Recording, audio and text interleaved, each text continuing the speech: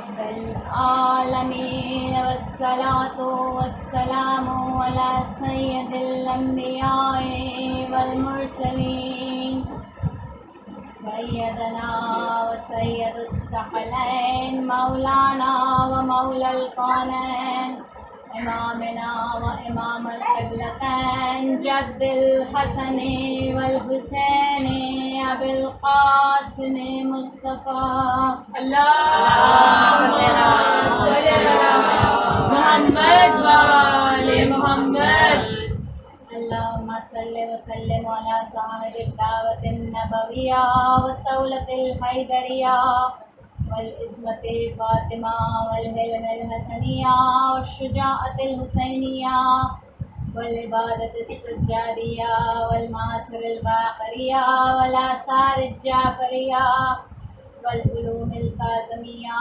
والحجة الرضوية والجود التقوية والنقاوة النقوية والهيبة العسكرية والغيبة الإلهية قائم بالحق اللهم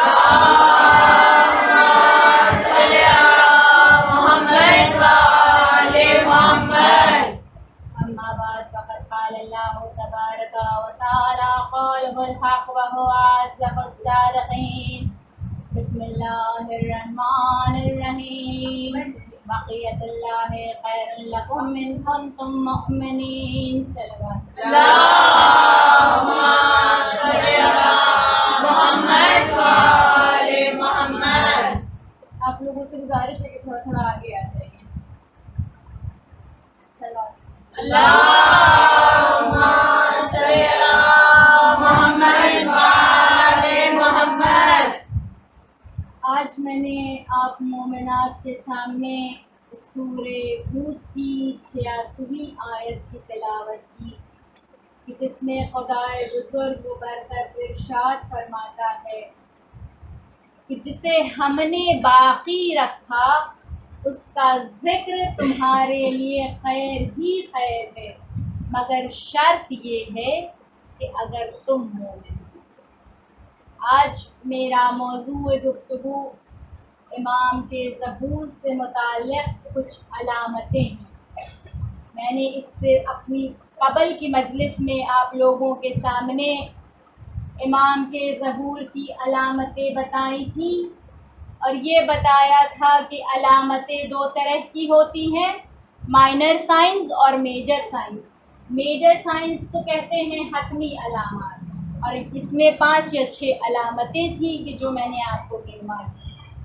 اس کے بعد مائنر سائنز میں نے کچھ علامتیں آپ لوگوں کو بتائی تھیں اور یہ بتایا تھا کہ بقیہ علامتیں میں بعد میں آپ لوگوں کے سامنے عرض کروں گی.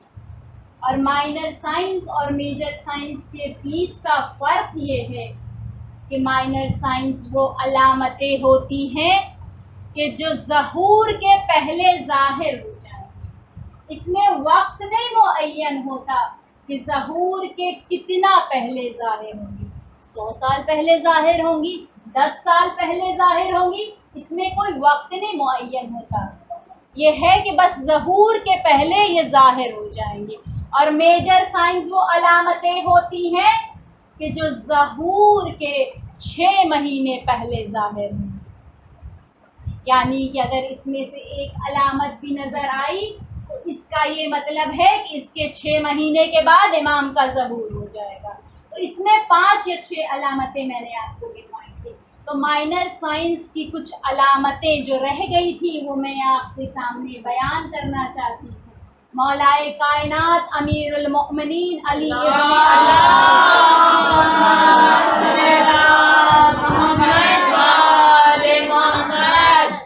آپ کی ایک حدیث ہے کہ جس میں آپ فرماتے ہیں کہ جو ہمارا قائم ہوگا، جو ہمارا آخری ہوگا، اس کی غیبت اتنی طولانی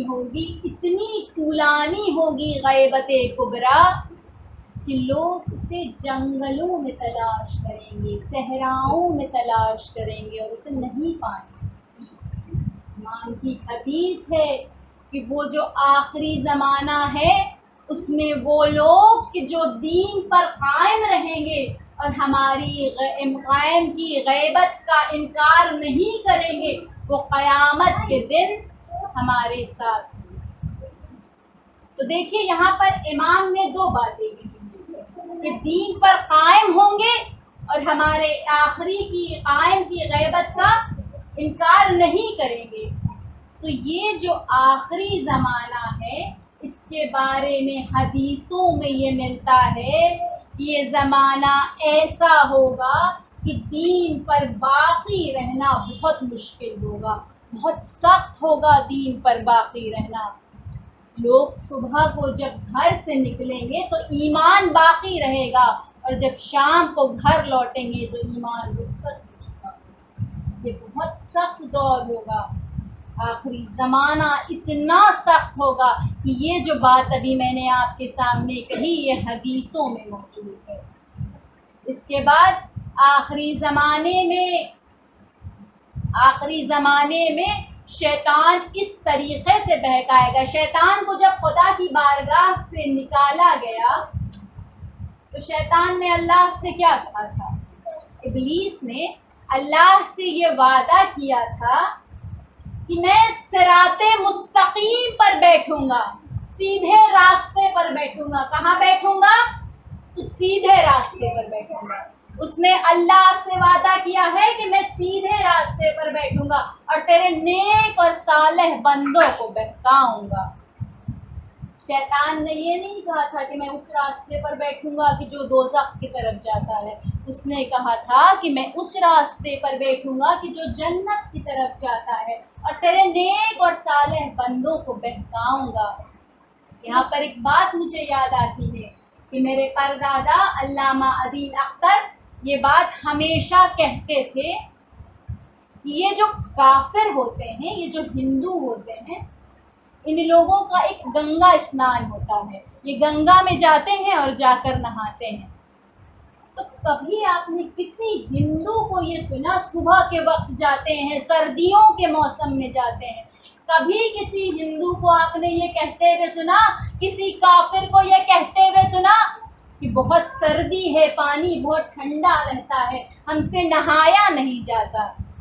پابندی کے ساتھ واجب سمجھ کر وہ لوگ جاتے ہیں گنگا اسنان کے لیے، گنگا میں نہانے کے لیے۔ اور اس کے برعکس ہمارا کیا حال رہتا ہے کہ سردیوں کے موسم میں اگر اٹھ کے وضو کرنے کی بات آ جائے تو ہم نماز قضا کرنا زیادہ بہتر سمجھتے ہیں۔ سردیوں کی بات چھوڑ دیجیے، آج کا موسم، گرمیوں کے زمانے میں ہم کتنا اٹھ جاتے ہیں فجر کے وقت، ہم سے نیند قربان نہیں کی جاتی، ہم سے بستر کی گرمی نہیں چھوڑی جاتی۔ اور ان لوگوں کو دیکھیے کہ وہ لوگ پابندی سے جب ان کو گنگا اسنان کے لیے جانا ہوتا ہے تو کوئی اسے ترک نہیں کرتا، وہ سب کے سب اسے واجبات دینی کی طرح انجام دیتے ہیں۔ تو پردادا مرحوم کہا کرتے تھے کہ شیطان یہ جانتا ہے کہ کون حق پر ہے، شیطان کو یہ معلوم ہے کہ اگر وہ گنگا میں جا کر نہائے گا تب بھی جہنم میں جائے گا، نہیں نہائے گا تب بھی جہنم میں جائے گا۔ تو اسے بہکانے میں وہ اپنا ٹائم نہیں ویسٹ کرتا۔ شیطان اپنا وقت کہاں لگاتا ہے؟ شیطان ہم لوگوں پر اپنا وقت لگاتا ہے، ہم لوگوں کو گمراہ کرتا ہے۔ ہم لوگ ہوتے ہیں کہ جو نمازیں ترک کرتے ہیں، قضا کرتے ہیں۔ اس کے بعد شیطان نے تو وعدہ کیا ہے اللہ سے کہ میں سیدھے راستے پر بیٹھوں گا، صراط مستقیم پر بیٹھوں گا اور تیرے نیک اور صالح بندوں کو بہکاؤں گا۔ تو وہ لوگ کہ جو متقی ہوتے ہیں، جو عبادت گزار ہوتے ہیں، جو علماء افراد ہوتے ہیں، ہم اپنے جیسوں کی بات نہیں کر رہے ہیں، یہاں پہ علماء کی بات کر رہے ہیں، مولویوں کی بات کر رہے ہیں، وہ لوگ جو اپنی زندگی دین کی خدمت میں صرف کرتے ہیں، تو کیا انہیں ان گناہوں کی طرف لذت ہوتی ہوگی؟ کیا انہیں گانے بازی کی طرف لذت محسوس کرتے ہوں گے؟ کیا وہ ان گناہوں کی طرف راغب ہوتے ہوں گے؟ انہیں ان گناہوں سے کوئی فرق نہیں پڑتا، گانے کی آواز اگر کان میں چلی بھی جائے تب انہیں ان کے اوپر اس کا کوئی اثر نہیں ہوتا ہے۔ اسی طریقے سے دوسرے جو گناہ ہیں اس کا بھی ان پر کوئی اثر نہیں ہوتا ہے۔ تو اب شیطان نے تو وعدہ کیا ہے کہ میں بہکاؤں گا تیرے نیک اور صالح بندوں کو، تب کس طریقے سے بہکایا؟ تو یہاں پر میں کسی کے اوپر الزام نہیں لگا رہی ہوں، میں کسی کا نام نہیں لے رہی ہوں، بس میں آپ لوگوں کو آگاہ کرنا چاہتی ہوں کہ عالم کو بہکانے کے لیے شیطان عالم کی شکل و صورت اختیار کر دیا تھا۔ عوام الناس کو بہکانے کے لیے شیطان ذاکر اور خطیب کی صورت میں منبر پر آتا ہے۔ یہ آخری زمانہ ہے، اس زمانے میں دین پر قائم رہنا بہت بڑا مرحلہ ہوگا۔ دو طرح کے لوگ ہوں گے، ان کے پاس بھی حدیثیں، ان کے پاس بھی حدیثیں، ان کے پاس بھی قرآن سے آیتیں موجود ہوں گی، ان کے پاس بھی قرآن سے آیتیں موجود ہوں گی، ان کے پاس بھی دلیلیں ہوں گی، ان کے پاس بھی دلیلیں ہوں گی۔ پہچاننا مشکل ہو جائے گا کہ کون حق پر ہے اور کون باطل پہ ہے۔ اتنا سخت زمانہ ہوگا۔ اس کے بعد ہمارے یہاں جو تقلید کا مسئلہ ہے، اس کے ذریعے ہم اپنے عالم کی تقلید میں رہتے ہیں۔ اب جو اگر عالم نے حکم دے دیا کہ ممبر پر سے آپ تفرقہ پھیلانے والی بات نہیں کر سکتے ہیں، تب ہمارے لیے آج کے دور تبرہ جائز ہے، لیکن آج کا معاشرہ، آج کا دور اس لائق نہیں ہے کہ ممبر پر سے تبرہ پڑھا جائے۔ آپ اپنے بچوں کو بتائیے، گھر میں انہیں تعلیم دیجیے، لیکن ممبر پر سے پڑھنے کا یہ موضوع نہیں ہے۔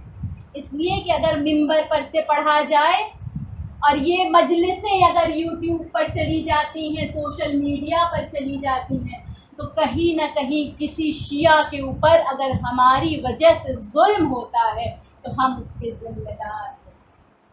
تو آخری زمانہ، آخری دور بہت سخت ہوگا۔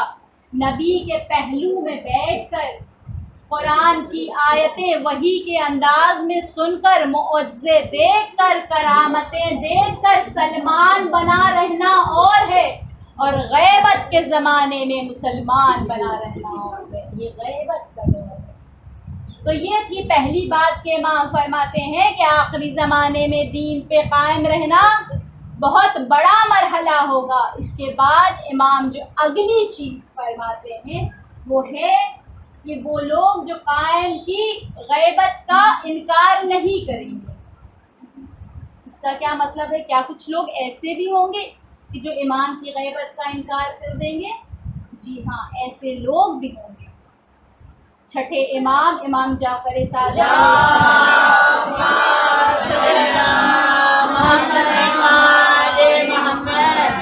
آپ فرماتے ہیں کہ آخری زمانہ ایک دور ایسا آئے گا کہ جب لوگ یہ کہیں گے کہ لگتا ہے کہ اب امام ظہور نہیں کرنا ہے، معاذ اللہ لگتا ہے کہ امام کا انتقال ہو گیا۔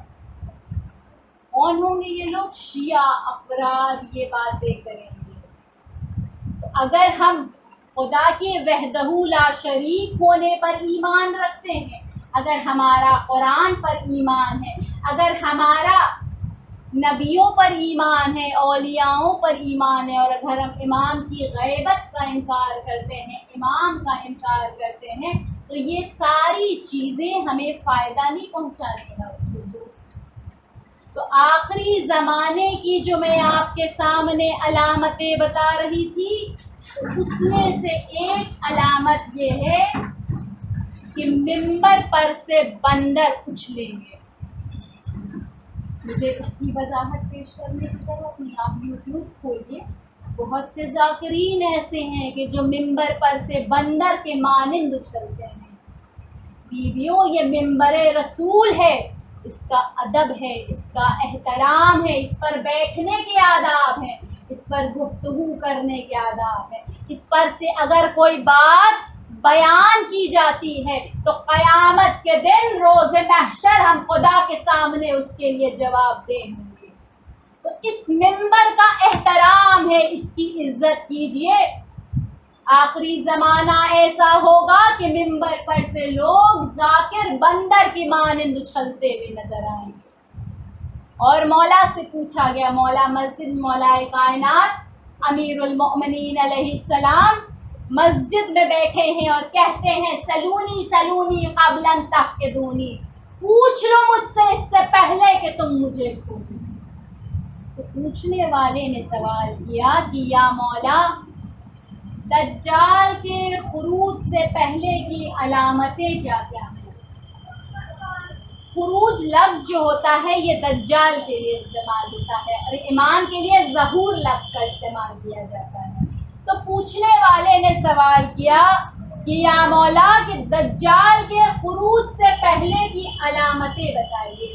तो आप फरमाते हैं कि जब दज्जाल का खुरूज होने वाला होगा तो उससे पहले की सबसे पहली अलामत ये है कि नमाजें पामाल हो जाएंगी, नमाजों को रौन दिया जाएगा। इसका क्या मतलब है कि बहुत से अफराद ऐसे होंगे कि जो नमाजों को तर्क करेंगे, नमाजों को सुबुह समझेंगे, उसे अहमियत नहीं देंगे। नमाज को अहमियत नहीं देने का क्या मतलब है कि बस जैसे ही नमाज पढ़ने के लिए खड़े हुए और दिमाग में 75,000 चीज़ें चलने लगी, दिमाग में ये ख्याल आता है कि मैंने चूल्हे पर कुछ चढ़ाया है, अगर कोई चीज़ गायब हो गई, कुछ नहीं मिल रहा हो, तो नमाज पढ़ने के लिए खड़े हो, नमाज में याद आ जाता है कि वो चीज़ कहाँ रखी है। इमाम फरमाते हैं, हजरत की हदीस है कि आप फरमाते हैं कि वो लोग जो नमाजों को सुबुह समझेंगे, तर्क नहीं, जो नमाजों को सुबुह समझेंगे, हल्का समझेंगे, उसे कोई अहमियत नहीं देंगे, खुदावंद आलम उनके ऊपर 15 बलाएं नाजिल करेगा। 6 बलाएं दुनिया में उन पर नाजिल होंगी, 3 जाकनी के आलम में, 3 कब्र में और 3 क़यामत के रोज खुदावंद आलम उन पर बलाएं नाजिल करेगा। वो 6 बलाएं जो दुनिया में उन पर नाजिल होंगी, उसमें से सबसे पहली अलामत ये है कि अल्लाह उनकी उम्र कम कर देगा, अल्लाह उनके रिस्क कम कर देगा, नेक लोगों की अलामतें उनके चेहरों से हटा देगा।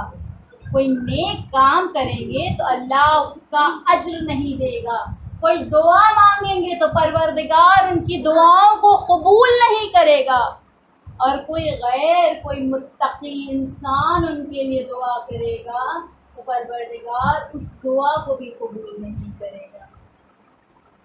वो 3 बलाएं जो जाकनी के आलम में उन पर नाजिल होंगी कि जिल्लतो खारी की मौत मरेगा, भूखा मरेगा और प्यासा मरेगा, और प्यासा भी ऐसा प्यासा होगा कि अगर नहरों का पानी भी पिला दिया जाए तो वो सैराब नहीं होगा। वो 3 बलाएं जो कब्र में उन पर नाजिल होंगी, अल्लाह एक फरिश्ते को उस पर मुसल्लत कर देगा जो मुस्तकिल उस पर अजाब नाजिल करेगा, उसकी कब्र को तंग कर देगा, उसकी कब्र को तारीक कर देगा। वो 3 बलाएं जो जाकनी के आलम में उन पर, वो क़यामत के रोज उन पर नाजिल होंगी, वो है कि एक फरिश्ता उन्हें हिसाब व किताब के लिए खींचता हुआ ले जाएगा और वहाँ मौजूद सारे लोग ये देख रहे हैं। उसके हिसाब व किताब में सख्ती बरती जाएगी और खुदावंद आलम उसके ऊपर कोई रहमत की नजर नहीं करेगा। तो ये थी वो 15 बलाएं जो उन लोगों पर नाजिल होंगी कि जो नमाज को सुबह जानते हैं, हल्का समझते हैं और उसे अहमियत नहीं देते। मैंने तर्क करने वालों का जिक्र नहीं किया। तो इमाम ये फरमाते हैं कि जो आखिरी ज़माने की अलामतों में से है कि नमाजों को रौन दिया जाएगा, उन्हें पामाल कर दिया जाएगा। लोग नमाजों को तर्क करेंगे, सुबह समझेंगे, और अगर कोई पढ़ भी रहा होगा तो उसकी नमाजों को तब्दील करवा दिया जाएगा। इतने फ़िरक़े हैं हमारे मज़हब में, सबकी अलग अलग नमाजें। कोई हाथ खोल कर पढ़ता है, कोई हाथ को नाक पे रख के पढ़ता है, कोई हाथ को सीने पे रख के पढ़ता है, कुछ रोज़ में हाथ को सर पे भी रख के पढ़ना शुरू कर देंगे। जब हाथ बांधने ही की बात है तो कहीं पर भी बांधो। ये आखिरी ज़माने की अलामतों में से है। उसके बाद इमाम फरमाते हैं कि दूसरी अलामत क्या है कि امانتوں میں خیانت ہو جائے. ہمارے ذہنوں میں امانت کا تصور یہ ہے کہ اگر کسی نے آپ کو کوئی چیز دی ہے تو اسے واپس اس کو اچھے حال میں اسی حال میں لوٹا دینا یہ امانت داری ہے. جی بالکل یہ امانت داری ہے، لیکن صرف یہی امانت داری نہیں ہے. اگر کسی نے ہمیں پیسے دیے، مثلاً 500 کے نوٹ تھے، اس نے ہمیں 500 کے نوٹ دیے، ہم نے اس میں سے چینج کروا لیا، 2000 کے رکھ دیے، 400-500 کے نکال دیے، تو یہ بھی خیانت ہے. یہ بھی خیانت ہے. اگر ہم نے بنا اس کی اجازت کے ان پیسوں کو ہاتھ لگایا یا چینج بھی کروا لیا تو یہ بھی خیانت داری میں شمار ہوتا ہے. اگر کسی مردے کو غسل دے رہے ہیں، بدن میں کوئی عیب دیکھا اور اس کا ذکر جا کر کسی اور سے کر دیا، اب اس کسی اور میں چاہے وہ آپ کے والدین ہو، چاہے بھائی بہن ہو، چاہے دوست احباب ہو، اگر کسی اور سے کر دیا تو یہ بھی خیانت. راز کی بھی امانت داری ہوتی ہے.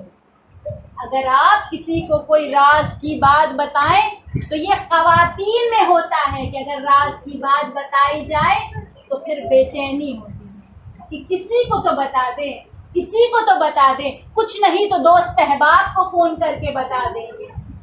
اگر اس نے یہ کہہ دیا کہ یہ بات کسی کو نہیں بتانا تب تو ضرور بتائیں گے، اور اگر اس نے یہ بات نہیں کہی تب ہو سکتا ہے کہ بھول بھی جاتے، لیکن جب اس نے کہہ دیا تب واجب ہے کہ کسی کو بتانا ہے.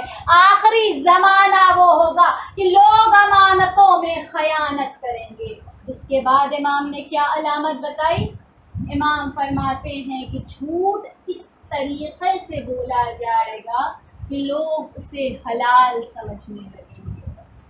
اتنا عام ہو جائے گا جھوٹ بولنا کہ اسے برائی تصور ہی نہیں کیا جائے گا. ایک واقعہ ہے کہ ایک شخص آتا ہے حضرت کے پاس اور آ کر کہتا ہے کہ یا رسول اللہ، میرے اندر 3 برائیاں ہیں، میں صرف 3 گناہ کرتا ہوں، اس کے علاوہ کوئی گناہ نہیں کرتا، اور آج میں آپ کے پاس آیا ہوں کہ آپ کہیں گے تو میں صرف ایک اپنے گناہ کو ترک کر دوں گا. سب کو نہیں، صرف ایک گناہ آپ کہیے میں اس کو ترک کر دیتا ہوں. تو حضرت فرماتے ہیں کہ تم جھوٹ بول. وہ کہتا ہے کہ میرے اندر جو 3 گناہ ہیں، سب سے پہلا کہ میں نمازوں کو ترک کرتا ہوں، میں زناکار ہوں، میں زنا کرتا ہوں، اور تیسرا کہ میں جھوٹ بولتا ہوں. تو حضرت فرماتے ہیں کہ تم جو گناہ ترک کرو وہ ہے جھوٹ بولنا، تم جھوٹ بولنا ترک کر دو. اس نے سوچا کہ یہ تو بہت آسان کام ہے، یہ تو بہت آسان کام ہے، بس جھوٹ ہی تو نہیں بولنا ہے، اس کے علاوہ تو مجھے سارے گناہ کرنے کی اجازت ہے. اب وہ بہت خوش ہوا، گھر گیا، اور گھر جا کر جب نماز کا وقت ہوا اس نے سوچا کہ نماز کو ترک کر دیتے ہیں، لیکن پھر دل میں یہ خیال آیا کہ جب اگلے دن رسول اللہ پوچھیں گے تو پھر میں کیا جواب دوں گا؟ جھوٹ تو میں بول نہیں سکتا، میں ان کے آگے شرمندہ ہو جاؤں گا. تو پھر اس نے نماز پڑھ لی، نماز ادا کر دی. اس کے بعد جب ذہن بدکاری کی طرف گیا تو سوچا کہ یہ گناہ بھی انجام دے دوں، لیکن پھر ذہن میں یہ خیال آیا کہ اگر رسول اللہ پوچھیں گے تو مجھے تو جھوٹ بولنا نہیں ہے، مجھے تو سچ سچ انہیں بتانا پڑے گا کہ میں نے یہ گناہ انجام دیا، تو پھر تو مجھے سزا ہو جائے گی، وہ میری سزا کر دیں گے.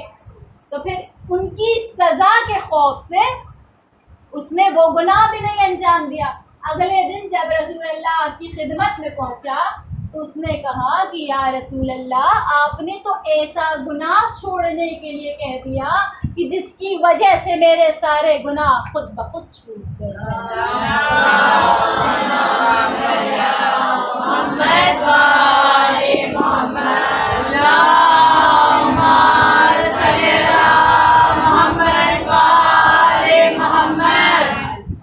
اس کے بعد جو اگلی علامت امام نے بتائی وہ یہ ہے کہ لوگ قطع رحمی کریں گے۔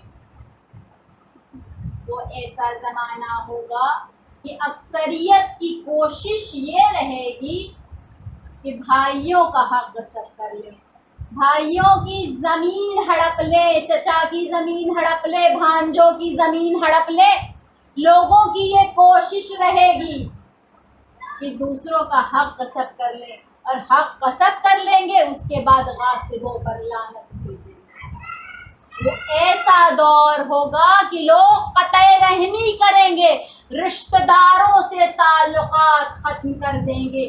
وہ لوگ کہ جو رشتہ داروں سے تعلقات ختم کر دیتے ہیں، پروردگار ان کی دعاؤں کو قبول نہیں کرتا، ان کی عبادات کو قبول نہیں کرتا۔ ایک روز ایک شخص آتا ہے مولا کی خدمت میں، اور آ کر کے مولا اس کے سامنے فرماتے ہیں، مولا اپنا خطبہ دے رہے ہیں اور کہتے ہیں کہ پروردگار میں پناہ چاہتا ہوں ان گناہوں سے کہ جن کی وجہ کر میری موت نزدیک آ جائے۔ تو کسی نے سوال کیا، اس شخص نے سوال کیا کہ یا مولا کوئی ایسا بھی گناہ ہے کہ جس کی وجہ کر ہماری موت نزدیک آ جائے؟ تو فرماتے ہیں کہ ہاں، قطع رحمی ایسا گناہ ہے کہ جس کی وجہ سے تمہاری موت نزدیک آ جاتی ہے۔ بھائی بھائی کا جھگڑا ہو گیا، تعلقات ختم ہو گئے، بات چیت بند ہو گئی، تو وہ لوگ کہ جو قطع رحمی کرتے ہیں ان کی موت نزدیک آ جاتی ہے، پروردگار ان کی عمر کم کر دیتا ہے، ان کے رزق سے برکت اٹھا لیتا ہے۔ آج کل کے زمانے میں تو ایسا کم ہوتا ہے، لیکن پہلے کے زمانے میں جب کوئی حج کے لیے جاتا تھا تو دور دور سے رشتہ دار سے ملنے کے لیے آتے تھے، اور کاندھا ہلا ہلا کر کہتے تھے کہ بھائی حج کے لیے جا رہے ہیں، کوئی غلطی ہو گئی ہو تو معاف کر دینا۔ ایسا نہیں ہے کہ یہ اسی زمانے میں مستحب ہے، یہ آج بھی مستحب ہے، لیکن اب انانیت اتنی زیادہ بڑھ گئی ہے کہ لوگ یہ کہتے ہیں کہ ہم جائیں اس کے پاس معافی مانگنے کے لیے، وہ تھوڑی نہ آیا تھا میرے پاس معافی مانگنے۔ معافی مانگنے والا سن میں چاہے کتنا ہی بڑا کیوں نہ ہو، جب وہ معافی مانگنے کے لیے جھکتا ہے تو اللہ اس کے لیے 2 فرشتوں کو معین کر دیتا ہے کہ جب وہ جھکتا ہے تو وہ 2 فرشتے اس کے درجات کو بلند کر دیتے ہیں۔ اور ہر غرور و تکبر کرنے والے کے لیے اللہ نے 2 فرشتوں کو معین کیا ہے کہ جب وہ غرور و تکبر سے اپنا سر اونچا کرتا ہے تو وہ فرشتے اسے نیچے دھسا دیتے ہیں۔ بڑے بزرگ کہا کرتے تھے کہ بھری ڈالیں ہمیشہ جھک کے ملتی ہیں، جو اعلیٰ ظرف ہوتے ہیں وہ ہمیشہ جھک کر ملتے ہیں۔ تو صلہ رحمی کرنا دعاؤں کو مستجاب کرتا ہے، عبادتوں کو قبول کرواتا ہے۔ تو یہ سب امام علامتیں بتا رہے ہیں، اور فرماتے ہیں کہ وہ ایسا زمانہ ہوگا کہ سود خوری عام ہو جائے گی، یعنی انٹرسٹ جو ہے، سود جو لیا جاتا ہے یا دیا جاتا ہے، یہ عام ہو جائے گا۔ آج کا جو نظام ہے، ہماری زندگی بسر کرنے کا جو نظام ہے، اس میں دیکھیے کہ سود سے، انٹرسٹ سے کہیں بھی پناہ نہیں ہے۔ میں یہاں پر یہ ذکر نہیں کر رہی کہ سود لینا حرام ہے یا حلال ہے، وہ ایک الگ موضوع ہے، لیکن میں یہاں پر یہ کہہ رہی ہوں کہ سود سے کوئی پناہ نہیں ہے۔ آپ کسی بھی بینک میں جائیں گی، اگر پیسے جمع کریں گی تو آپ کو انٹرسٹ ملے گا، ایف ڈی کے لیے اماؤنٹ رکھا تو انٹرسٹ ملے گا، لون لیا تو انٹرسٹ دینا پڑے گا، کریڈٹ کارڈ کا سسٹم آ گیا ہے۔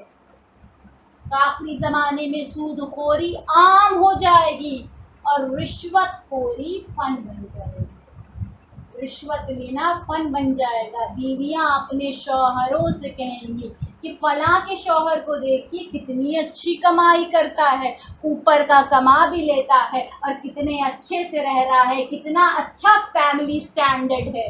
لوگ اس طرح کی باتیں کریں گی۔ بیویاں اپنے شوہروں سے کہیں گی کہ آپ کی تو وہی بندھی ٹکی آمدنی ہے، اسی پہ زندگی بسر کر رہے ہیں، یہ نہیں کہ 2-4 پیسہ زیادہ کما لیا۔ رشوت خوری فن بن جائے گی، اور حکومت جو ہے وہ احمق لوگوں کے ہاتھوں میں آ جائے. بدکار لوگ حکومت سنبھالیں گے, بدکاریاں علل اعلان ہوں گی. اس کے لیے مجھے کوئی وضاحت پیش کرنے کی ضرورت نہیں. آج کل جو نیوز آ رہی تھی ایک دلت لڑکی کے بارے میں, تو آپ نے دیکھا کہ کس طرح بدکاری بھی ہوئی اور بدکاروں کا تحفظ بھی کیا گیا. علل اعلان بدکاریاں عام ہو جائیں گی, علل اعلان لوگ بدکاریاں انجام دیں گے. تو یہ سب علامتیں ہیں کہ جو امام بتا رہے ہیں. اس کے بعد امام فرماتے ہیں کہ آخری زمانہ ایسا زمانہ ہوگا کہ حلم و بردباری کو لوگ بزدلی قرار دیں گے. یعنی کہ اگر کوئی یہ کہے گا کہ بھائی جھگڑا فساد نہیں کرو, بات چیت سے کام طے ہو جائے, تو لوگ اسے کہیں گے کہ بڑا بزدل ہے. بزدلی قرار دیا جائے گا حلم و بردباری کو. یہ جو جھگڑے فساد ہوتے ہیں یہ کس وجہ سے ہوتے ہیں؟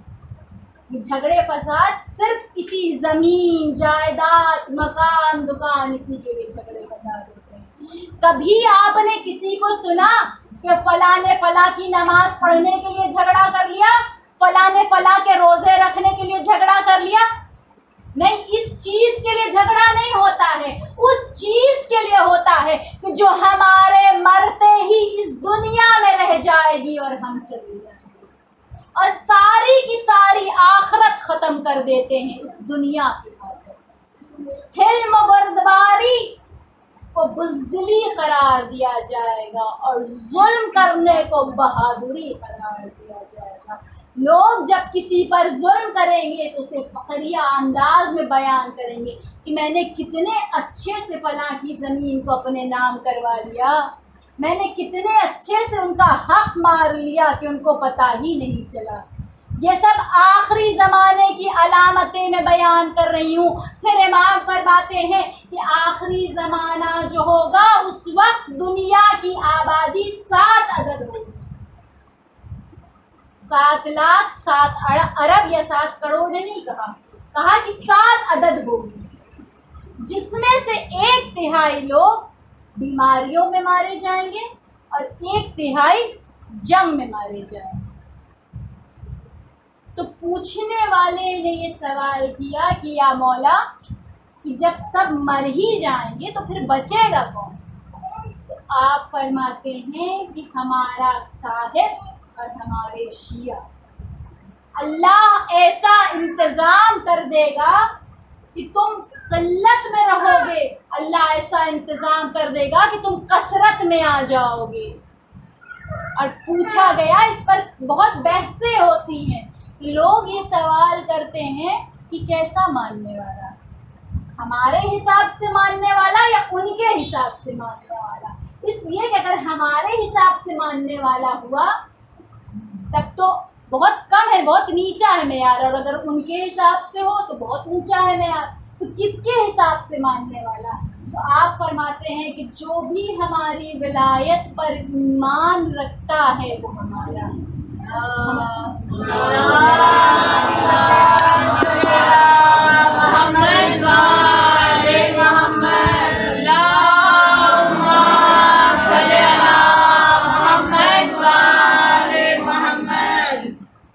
امام فرماتے ہیں کہ ہمارا بے عمل بھی ان کے با عمل سے افضل ہے. میں یہ گناہوں کا لائسنس نہیں دے رہی ہوں. پوچھا گیا کیوں؟ کہا اس لیے کہ وہ ہمارا ہے, وہ ہماری ولایت پر ایمان رکھتا ہے, اور جو مانتا ہی نہیں, لاکھ سجدے کیے جائے کوئی فرق نہیں پڑتا. اس کے بعد ہے, اب یہاں تک تو علامتیں تھیں, اب ہے کہ جب امام ظہور فرمائیں گے تب کیا ہوگا. امام کب ظہور فرمائیں گے؟ امام روز عاشورہ خانہ کعبہ کے دن, خانہ کعبہ میں جمعے کے روز امام ظہور فرمائیں گے. تو جب امام ظہور فرمائیں گے تو 313 ایسے افراد ہوں گے کہ جو فوراً امام کی بیعت کے لیے پہنچ جائیں گے, ادھر سوچیں گے اور ادھر امام کی خدمت میں پہنچ جائیں گے. ہیلی کاپٹر یا ہوائی جہاز سے نہیں پہنچیں گے، چند لہجوں میں امام کی خدمت میں پہنچ جائیں گے، جس کے لیے ایک لفظ استعمال ہوتا ہے طی الارض، یعنی کہ اللہ ان کے لیے زمین کی وسعتوں کو سمیٹ لے گا۔ تو سوچئے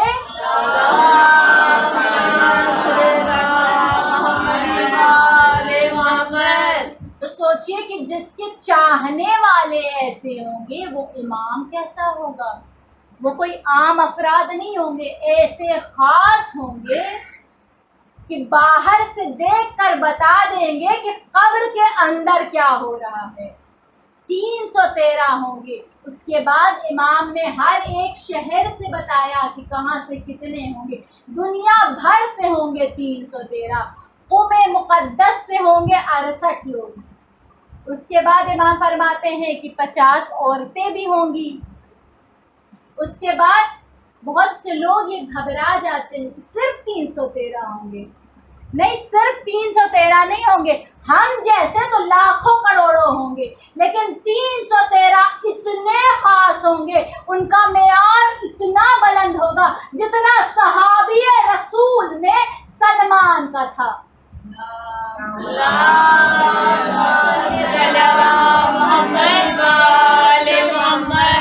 اصحاب امیر المؤمنین میں مالک اشتر کا جتنا معیار تھا اتنا بلند معیار ہوگا، حبیب جیسے 313 ہوں گے۔ اور جب امام ظہور فرما جائیں گے تو وہ 5 خوشحالیاں جو امام کے قدم سے دنیا میں آئیں گی ان کا ذکر میں آپ کے سامنے کروں کہ سب سے پہلی خوشحالی یہ ہوگی کہ دنیا شرک و کفر سے خالی ہو جائے۔ کوئی بھی ایسا نہیں ہوگا کہ جو موحد نہ ہو۔ موحد کہتے ہیں ایک خدا کو ماننے والا ہے۔ کوئی بھی ایسا نہیں ہوگا کہ جو موحد نہ ہو۔ کوئی معبود نہیں ہوگا سوائے اللہ کے۔ تو وقت ایسا ہوگا کہ نبی کا دین تمام ادیان پر غالب ہو جائے۔ دوسری خوشحالی کہ تقیہ اٹھا لیا جائے گا۔ تقیہ، لوگ پوچھتے ہیں کہ آج کے زمانے میں تقیہ ہے؟ تو جی ہاں، آج تقیہ ہے۔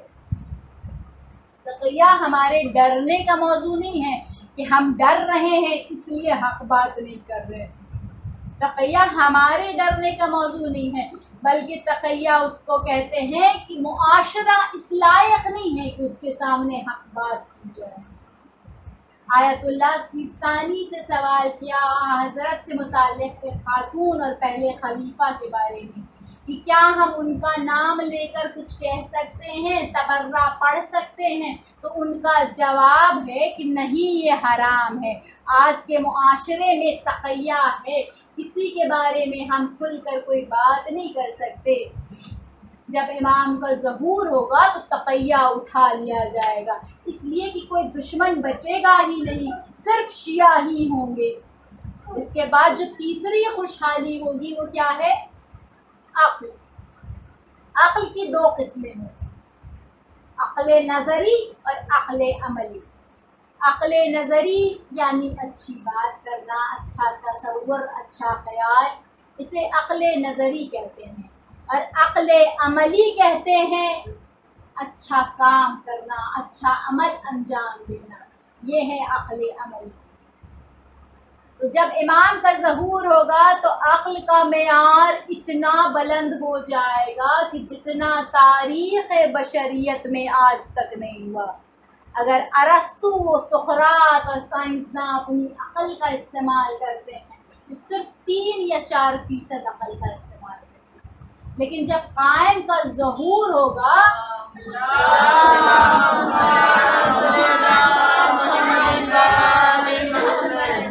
تب ہر کوئی اپنی عقل کا 100% استعمال کرے گا۔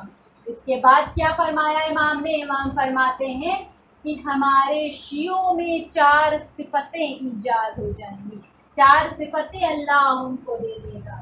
سب سے پہلی صفت یہ ہے کہ سب کے سب عالم ہوں گے، کوئی جاہل نہیں ہوگا، کوئی ایسا نہیں ہوگا کہ جس کی عقل کام نہیں کرتی، کوئی بیوقوف نہیں ہوگا، سب کے سب عالم ہو جائیں گے۔ دوسری علامت کہ ان کا دل لوہے کے مانند سخت ہو جائے گا، یعنی کہ وہ اتنے شجاع، اتنے بہادر ہو جائیں گے کہ وہ کسی سے ڈریں گے نہیں۔ ایک مرد کے اندر 40 مردوں کی طاقت آ جائے گی، ایک انسان میں 40 انسانوں کی طاقت آ جائے گی۔ تیسری صفت کہ پوری دنیا پر ہمارے شیعوں کی حکومت۔ اور اگلی صفت امام فرماتے ہیں اللہ سائنس اور ٹیکنالوجی جو ہے وہ اپنا ماضی بلا بیٹھے گی، اتنی جدت پیدا ہو جائے گی کہ اللہ لوگوں کو وہ سماعت عطا کر دے گا، ان کی آنکھ کو وہ توانائی عطا کر دے گا کہ وہ قائم کو دیکھنے کے لیے یا قائم سے بات کرنے کے لیے کسی بھی ذریعے کا محتاج نہیں ہوں گے۔ قائم دنیا کے اس کونے پر ہوں گے اور آپ دنیا کے اس کونے پر، اور جب چاہیں گے آپ قائم سے بات کر لیں گے، ان کو دیکھ لیں گے۔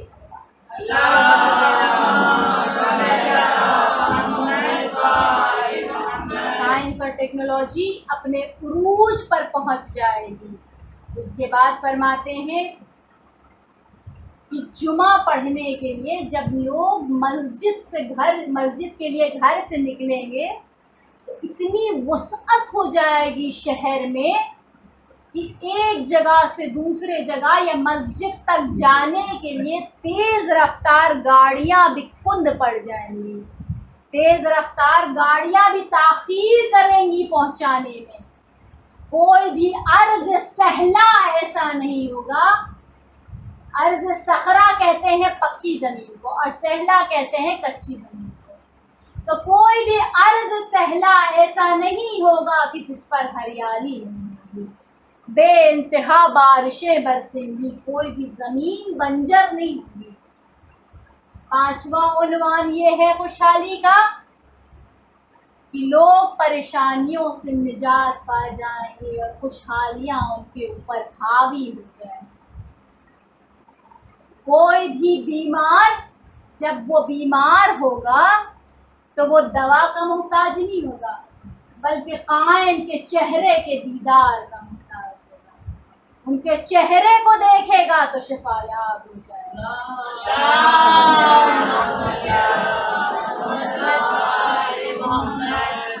کوئی بھی مرض ایسا نہیں ہوگا کہ جو لا علاج ہوگا، وہ لوگ کہ جو لا ولد ہیں ان کے گھر بھی اولادیں ہوں گی، جن کو ڈاکٹرز نے جواب دے دیا ہے ان کے گھر بھی اولادیں ہوں گی۔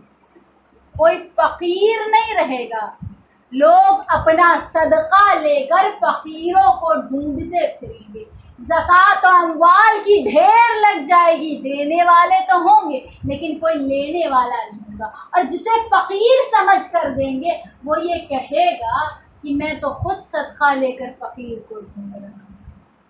وہ ایسا زمانہ ہوگا کہ بوڑھے جوان ہو جائیں گے اور جوانوں کو اللہ نئی توانائی بخشے گا، بد شکل خوبصورت اور حسین ہو جائیں گے، کوئی جاہل نہیں رہے گا، سب کے سب عالم ہو جائیں گے۔ یہ سب میں آپ کو حدیثیں سناتی ہوں۔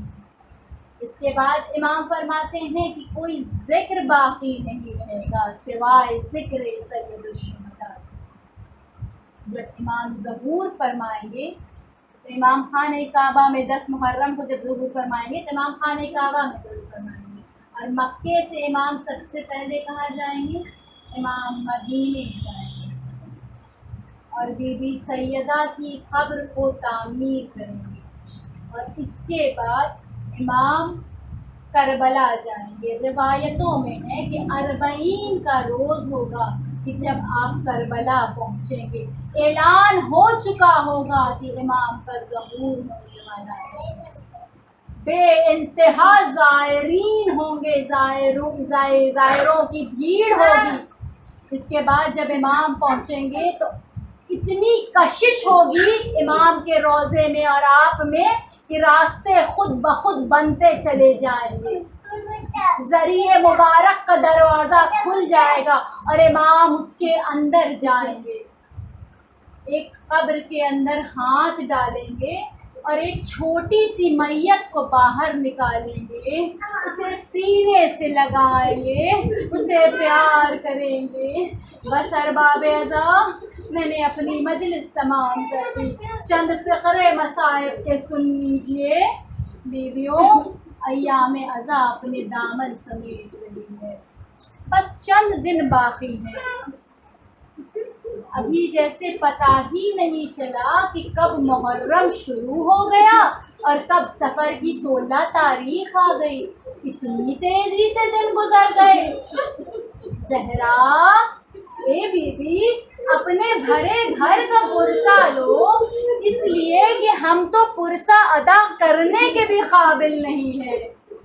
بیویوں، ہمارے لیے تو دن تیزی سے گزر گئے، لیکن کوئی زینب کے دل سے پوچھے، ارے جب سے کربلا آئی ہیں ایک ایک دن ایسے گزر رہا ہے جیسے صدیاں گزر رہی ہوں۔